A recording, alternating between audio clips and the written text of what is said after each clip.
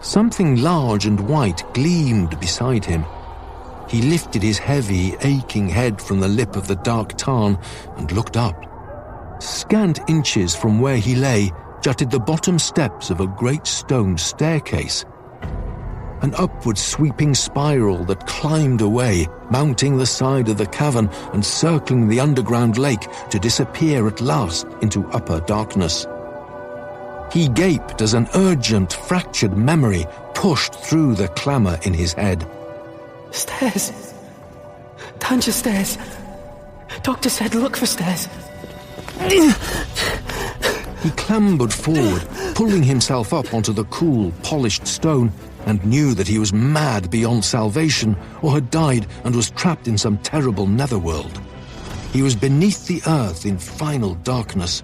There could be no voices, no phantom warriors. There would be no light making the steps gleam before him like moonlit alabaster.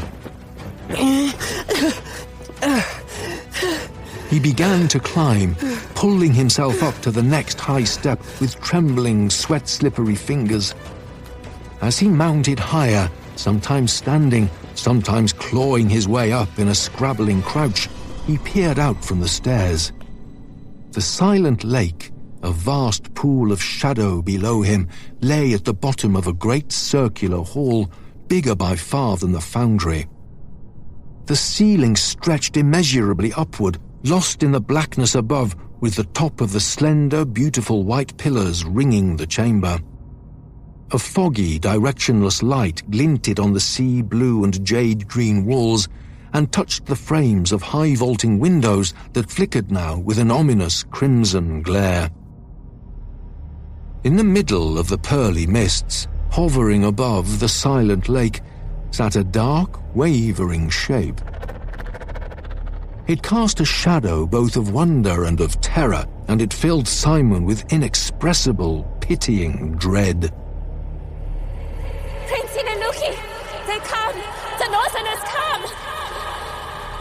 As this last impassioned cry echoed in the dark walls of Simon's skull, the figure at the room's centre lifted its head.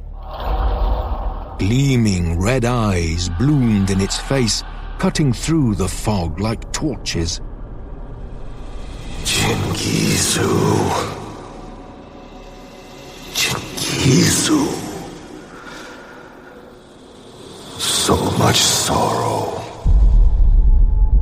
The crimson light flared. The shriek of death and fear rose from below like a great wave.